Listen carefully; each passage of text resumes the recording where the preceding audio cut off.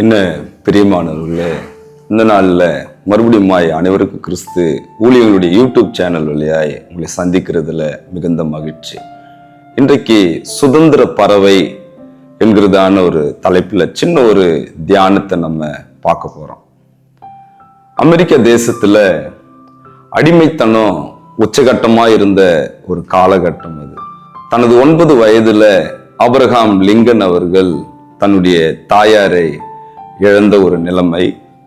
அதன் பிறகு பல பாடுகளின் மத்தியில அவர் படித்து நல்ல ஒரு வழக்கறிஞராய் அவர் வந்தார். அவர் வழக்கறிஞராய் வந்த பொழுது அடிமைத்தனத்தில் இருக்கிற ஜனங்களுக்காக அவர் வாதாடி நிறைய பேர் இதிலிருந்து அவர் விடுதலை பெற்றுக் கொடுத்தார். அடிமைத்தனம் தவறு என்று சொல்லி தன்னுடைய மனதுல ஆழமான ஒரு உணர்வு எப்பொழுதும் அவருக்குள்ள இருந்து கொண்டே இருந்தது. ஒரு நாள் அவர் வழியோரமாய் சென்று கொண்டிருக்கும் பொழுது அங்கு நீக்ரோ மக்கள் அநேகர் அங்கு அடிமைத்தனத்தில் ஏலம் விடப்பட்டு கொண்டிருந்தார்கள். அதை அவர் பார்த்தார். ஒரு பெண் அங்கு நின்று கொண்டிருந்தால், அவள் முகத்தில் சோகம், அவள் அழுகிறாள், அவள் ஏலம் விடப்பட்டு கொண்டிருக்கிறாள். இதை பார்த்த உடனே ஆபிரகாம் லிங்கன் அவர்களுக்கு தாங்க முடியாத ஒரு துயரம். உடனடியாய் ஆபிரகாம் லிங்கன் அங்கு சென்று அந்த பெண்ணுக்கான விலை என்னவென்று கேட்டு அன்றைய மதிப்பின்படியாய் $400 கொடுத்து அந்த பெண்ணை விலை கொடுத்து அவர் வாங்குகிறார். வாங்கி அந்த பெண்ணை தன்னுடைய வீட்டுக்கு அவர் அழைத்து செல்லுகிறார். அழைத்து சென்ற பிறகு நல்ல உணவு பரிமாறுகிறார். அவள் உணவு பரிமாறின பின்பு, அவள் உண்ட பின்பு அவளிடத்திலே அவர் விதமாய் சொல்லுகிறார், நான் அந்த இடத்துல கடந்து போன பொழுது உன் சோக முகத்தை பார்த்தேன். உனக்குள் 1000 உணர்வுகள் ஓடிக்கொண்டிருந்ததே உன் முகம் எனக்கு காட்டினது. அதனால் நான் உன்மேல் அன்பு வைத்து நான் உன்னை விலை கொடுத்து உன்னை நான் வாங்கி இருக்கிறேன். இப்பொழுது நீ அடிமை அல்ல, நீ சுதந்திர பறவை. இனி உன் விருப்பம்படி நீ வாழலாம் என்று சொல்லி அந்த பெண்ணிடத்திலே அவர் சொன்னார். அந்த பெண் உடனடியாக, நான் அடிமையாய் வாழக்கூடாது, ஒரு சுதந்திர பறவையாய் இருக்க வேண்டும் என்று சொல்லி நீங்கள் நினைத்த உங்களுடைய நல்ல எண்ணத்திற்கு நான் நன்றி சொல்லுகிறேன். ஆனால் என் மீது இவ்வளவு அன்பு கூர்ந்த உங்களை விட்டு இனி நான் எப்படி செல்ல முடியும்? இனி நான் ஒரு அடிமையாக அல்ல, ஒரு மகளாக உங்களுடைய இல்லத்திலே தங்கி உங்களுக்கு என்னால் இயன்ற பணிகளை நான் செய்கிறேன் என்று சொல்லி அவள் மனப்பூர்வமாய் மகிழ்ச்சியோடு கூட அவருடைய இல்லத்திலிருந்து அவள் பணிவிடைகளை செய்தாள். பிரியமானவர்களே, இந்த நாளில ரோமர் 6வது அதிகாரம் 18வது வசனத்தின்படி பாவத்தினின்று நீங்கள் விடுதலையாக்கப்பட்டு நீதிக்கு அடிமைகள் ஆனீர்கள் என்று சொல்லி பவுல் ரோமாபுரி திருச்சபைக்கு அவர் எழுதுகிறார். நாமும் கூட ரோமர் 6:18 பாவத்திற்கு நாம் அடிமைகளாய் இந்த உலகத்தில வாழ்ந்து கொண்டிருந்தோம். அதே அதிகாரம் 6:19 அசுத்தத்திற்கு நீங்கள் அடிமைகளாய் இருந்தீர்கள் என்று சொல்லி பவுல் சொல்லுகிறார். இன்னுமாக நீங்கள் பார்க்கும் பொழுது கலாத்தியர் 4:8 தேவர்கள் அல்லாதவர்களுக்கு நீங்கள் அடிமைகளாய் இருந்தீர்கள் என்று சொல்லி அங்கு பவுல் சொல்லுகிறார். தீத்து 3:3 இச்சைகளுக்கும் இன்பங்களுக்கும் நீங்கள் அடிமைகளாய் இருந்தீர்கள் என்று சொல்லுகிறார். இவைகளுக்கெல்லாம் நம்ம ஒரு நாள்ல அடிமையாய் இருந்தோம். ரோமர் 6:18 ஏன் இனி நாம் கிறிஸ்துவுக்கு அடிமைகளாய் வாழக்கூடாது? சற்று நாமே யோசித்து பார்ப்போம். ஆண்டவர் நமக்காய் தன்னுடைய விலையேற பெற்ற ஜீவனை கொடுத்து நம்மை மீட்டெடுத்திருக்கிறார். ரோமர் 6:22 விதமாய் அவர் சொல்லுகிறார், இப்பொழுது நீங்கள் பாவத்தினின்று விடுதலையாக்கப்பட்டு தேவனுக்கு அடிமைகள் ஆனதினால் பரிசுத்தமாகுதல் உங்களுக்கு கிடைக்கும் பலன். இந்த உலகத்துல நமக்கு கிடைக்கிற ஒரு ரிவார்டு என்னன்னு சொன்னா பரிசுத்தமாகுது, சாங்டிபிகேஷன்.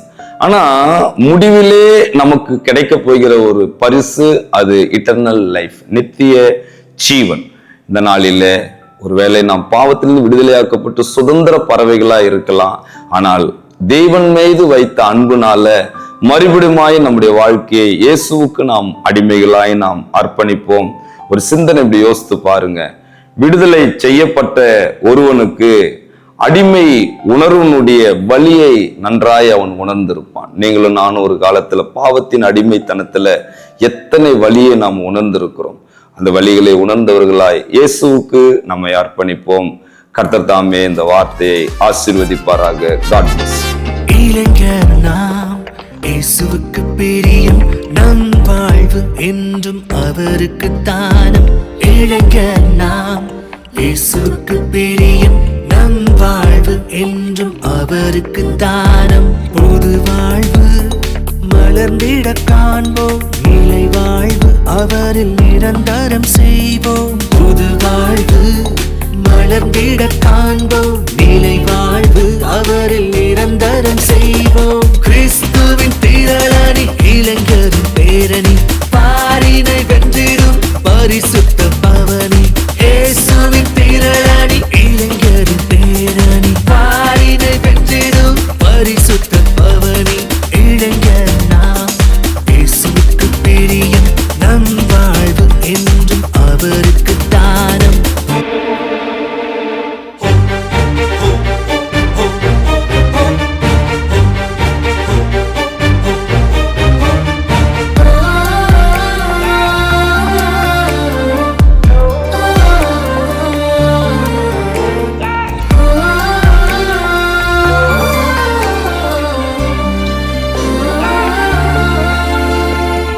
ஒட்டிய உறவில் நிலைத்திருப்போம், கட்டுப்பாடு வாழ்வில் காத்திடுவோம்.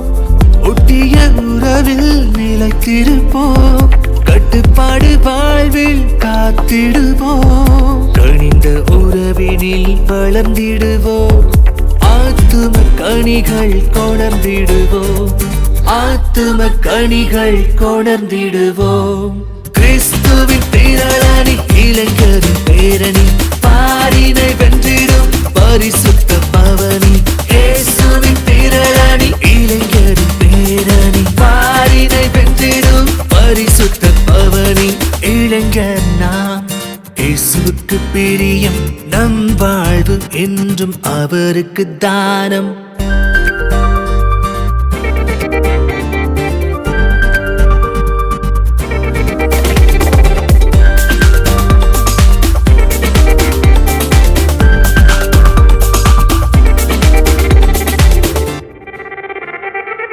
பெயரிட்டு அழைத்தவர் நம் இயேசு, இதய சிங்காசனம் அமர்ந்திட்டவர்.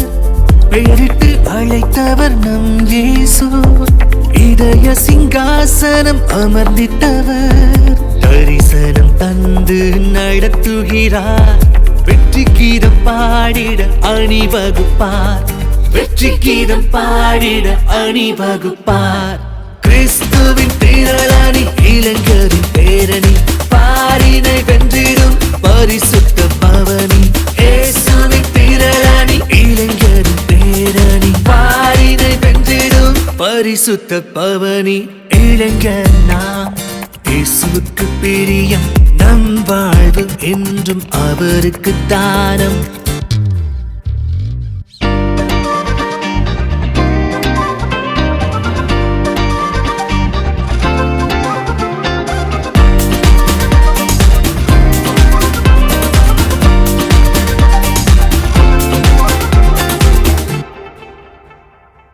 நம் தேச சுதந்திர வானிலே கார்மேகம் சூழ்ந்திடும் காலமே.